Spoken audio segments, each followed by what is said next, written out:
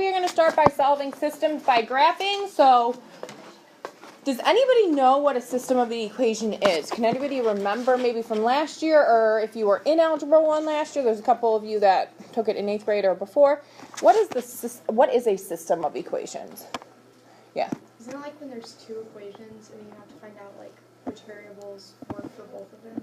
Yeah, so it has two or more equations. It can be more than two equations. It could be 3 or 4.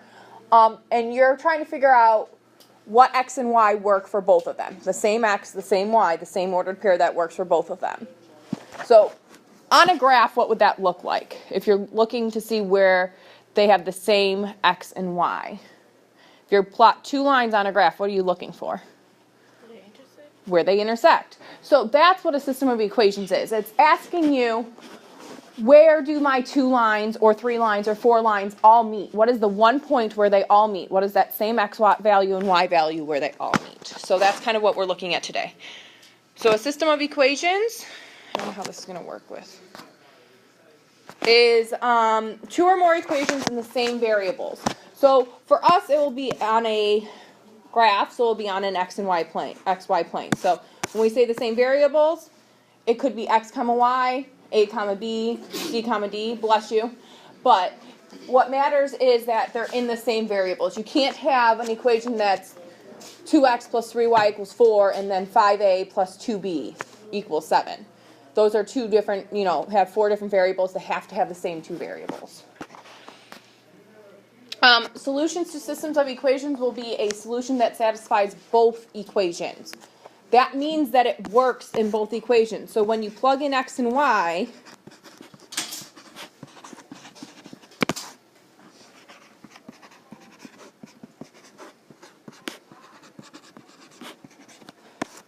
for both equations,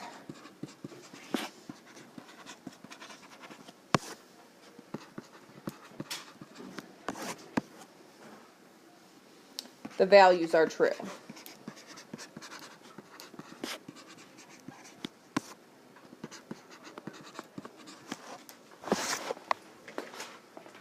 So when you plug in x and y for both values, or for both equations, the values are true. So it will come out as a true statement. If you plug in x and y for one of them and it works, but it doesn't work for the other, that's not an ordered pair where they intersect.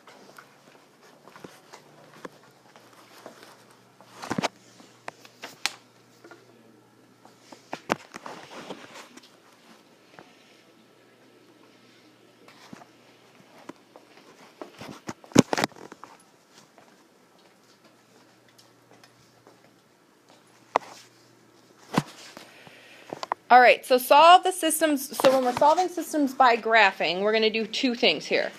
We're going to graph the equation. So you're going to put them both into slope-intercept form. Not that you need to, but it's easier.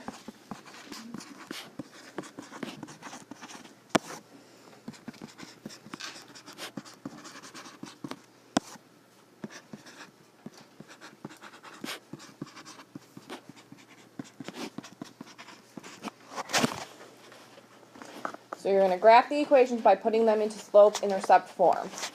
Remind the class what the m value means, Jill. What does that m value mean? The slope. M is the slope, good. And what about the b value? Al, what is the b value when you're graphing it? What? You don't know? So if m is the slope, what is the b value like on the graph? Like if we're thinking about the graph, it's a point on the graph. What point on the graph is it? It's an intercept. Which intercept is it? It's the y-intercept. Very good. So don't forget that you plot the y-intercept and then you use your slope from there.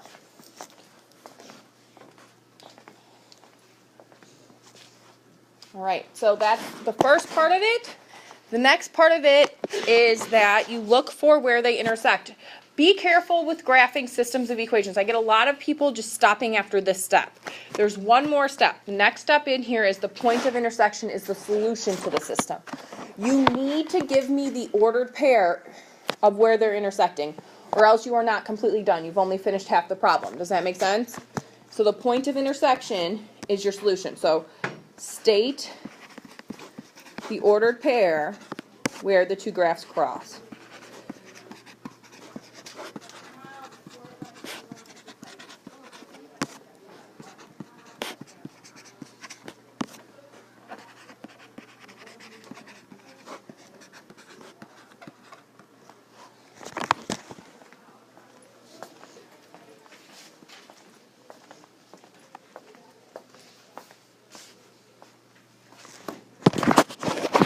So look at that slide for me real quick. We only have 3 examples today, but look at that slide for me real quick and make sure you do not have any questions for me before we go into this.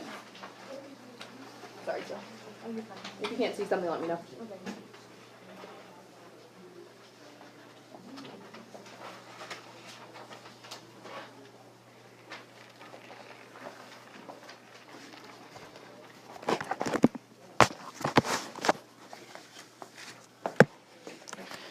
All right. So example 1. Does anybody need me to go back before I move on here? Okay. So example 1 here starts with 2x minus y equals 8. So the first thing I said to do is put it into slope-intercept form. So Morel, do you remember how to put it into slope-intercept form? You have to subtract the 2x. First you subtract the 2x. Good.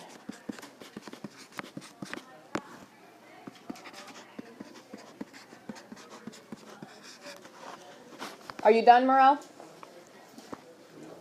You have to get rid of the negative y. And how would you do that? Divide by negative 1. Good. And you have to divide every single piece by negative 1. So 2 negatives make a positive. So negative 2 divided by negative 1 is positive 2. Positive 8 divided by negative 1 is negative 8. Very good.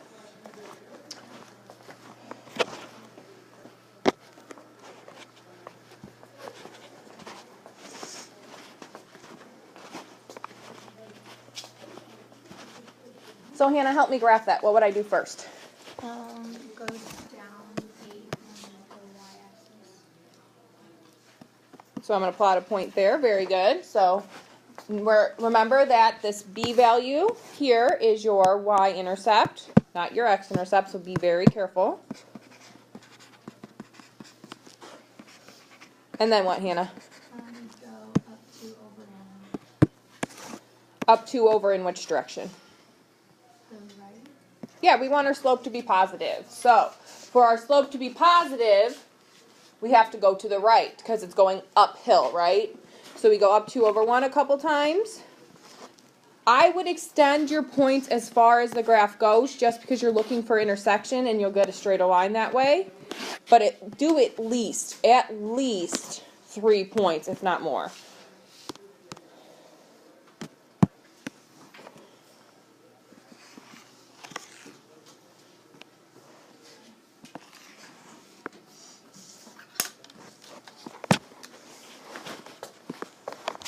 And since I'm going to have 2 graphs on here, I'm going to label this graph as y equals 2x minus 8, just so I know which graph is which.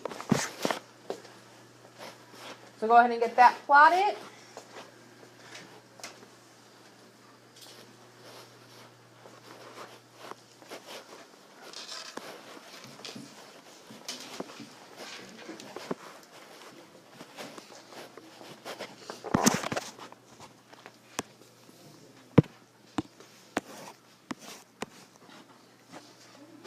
Okay, Jenny, help me get the other one in slope-intercept form. What would I do first?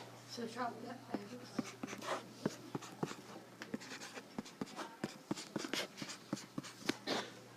Are you done? Yeah. Yeah.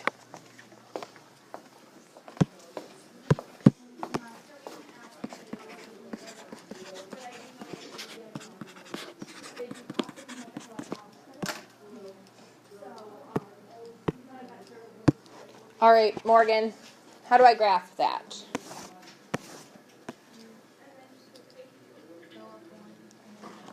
Okay, and then what? Up 1 in which direction? So you want a negative slope, so instead of going right, she's going left. Is this going to be a negative slope if we connect those 2 points? Did Morgan do that correctly? Yeah, so always just question yourself and make sure because a lot of you guys struggle with the slope.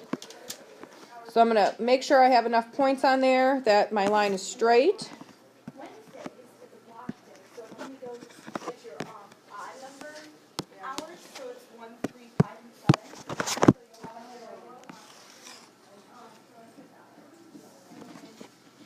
So remember, this is only step one. Graphing is only step one.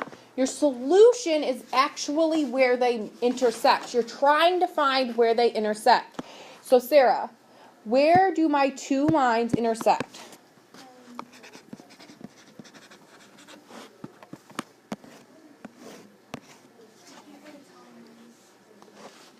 Okay, so do you see it's right here on mine? Okay, so how many over on the x is that? 3, and down how many? 2. So is that positive or negative 2? Perfect. So that's 3 comma negative 2 because you always do x comma y. Remember that's your x-axis and that's your y-axis. Very good, Sarah. All right, so that's what I'm looking for. You have to have the graph and the actual answer of your ordered pairs. Questions there? Just a little side note, if there's 3 or 4 lines that you're graphing on there, you're looking where all of the lines intersect. It's not just where 2 of them intersect. So at any point that you're doing a system, if there's 2 or 3 or 4, you're looking where every single one of the lines intersect, not just a couple of them. So most of the time we'll only give you 2, but on the homework tonight you'll have a few with 3 on it, so you're looking for where all 3 intersect at that point. All right, so the last 2 here are going to be like special cases for you guys, just so that we can talk about those solutions as well. So do we have any questions on the first one? Okay, then let's look at the next one here. What form is that second one in? Who can remind the class what form that second one's in? Go ahead, Alexis. That is point slope. So you can graph from point slope if you remember how to do it, but if you don't remember how to do it, just put it into slope intercept form. It's not a huge deal to put things into slope intercept form. Now, Iris, is my first one in slope intercept form yet? Yeah. Okay, so help me graph that one then, if it's already in slope intercept form. Good, so 3 is my y-intercept, so I start at 3 on my y, and then what do I do, Iris? You go up 1 and then over 2. Which direction, right or left? Right. And will that be a positive slope like our slope is? Yeah. Good.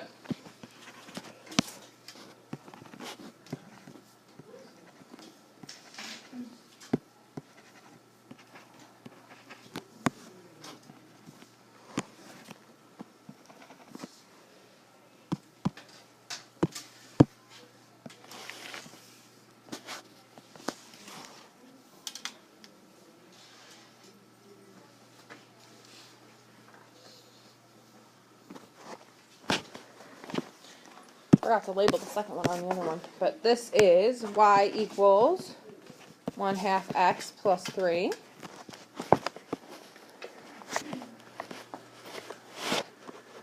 Okay, Alex. Did you put the other one into slope intercept form before you did it? Yeah. Okay, so put that into slope intercept form for me. 1/2 times x equals 1/2 x. Good. 1/2 times -4 is -2. And what property did you just use there to get that? Distributive property. Very good. Okay, what do you do next, Alex? Add 1 to Perfect. Add 1 on both sides because the inverse of subtraction is addition.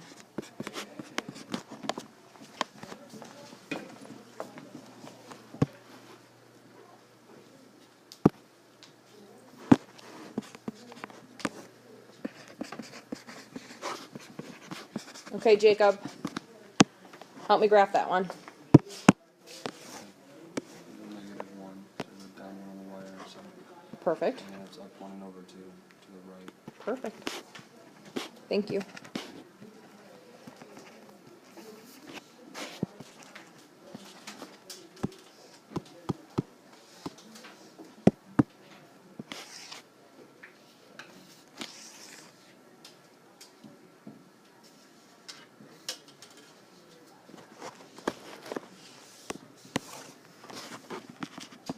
Okay, what do you guys notice about these 2 lines here? Tell me, raise your hand and tell me something that you notice about these 2 lines. Spencer? They're parallel to each other. What is the definition of a parallel line, Avery? So what do we know about parallel lines? They have the same slope but different lines. They have the same slope and different line intercept. What's another thing we know about parallel lines, Sarah? They never intersect. They are never going to intersect, are they? So we have the same slope, and they're never going to intersect, right? What are we looking for when we're doing a system? What is our ultimate goal? To find the point of intersection, right? Is there a point of intersection when there's a parallel line, though? So what is our solution, Vivian, if they're never going to intersect? This is our no solution case. So remember when we were solving equations way back at the beginning of the year, we had 3 situations where we had like a 1 solution case, a no solution case, and an all real numbers case. That's the same thing here. You're going to have those situations. So my answer is no solution. Okay, so I get this question every year. Avery told me that the lines have the same slope but different y-intercept, right? So some of you guys will notice that the system of equations you're given is no solution without graphing it. You still need to graph it. Part of your point is getting being able to graph it. We're kind of spiraling back to that graphing part of it, which will be helpful for your EOC. So yes, I understand that some of you are going to be able to tell me it's no solution just by looking at it. Some of you might have even been able to do it without even moving on. Like you didn't even have to solve the point slope equation. That's fine, but I still need you to graph it to show that you guys can graph it. Does that make sense? All right. We only have one more, so when you're ready, flip to the back page.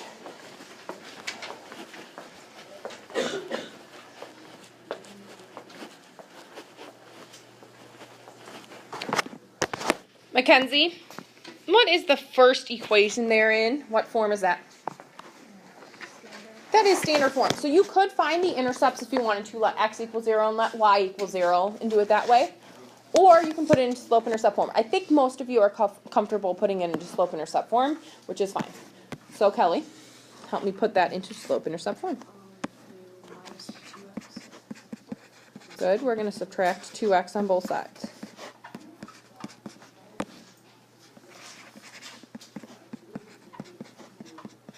Then what, Kelly? When you're ready. It's okay.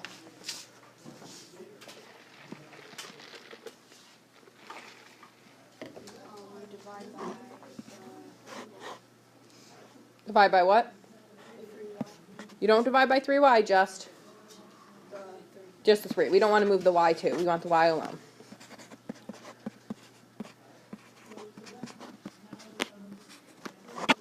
What do you guys notice after we solve that? What is something you just noticed there? Spencer? They're the exact same equation. So if I plot one, I'm plotting the other one, aren't I? So let's think about that. So let's graph it, and we'll talk about what that means there.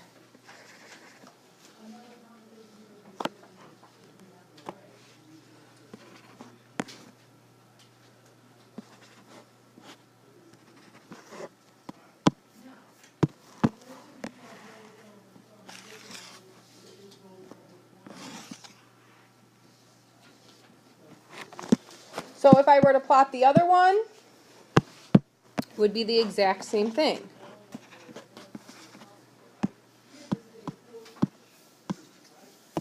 So, guys, what does that mean for our... Jill, did I do something wrong? Oh, no. What's up? What does that mean for our solution? It's okay. You know I do, so that's why I'm asking. Do you have a question, or do you have... No, I'm just gonna answer. So what does that mean for us? Doesn't it mean that they're like all real numbers because if they're the same line, then they hit every point? They're intersecting at every single point, right? So as Jill just said, it's all real numbers is your solution, because any ordered pair on that line is going to work. So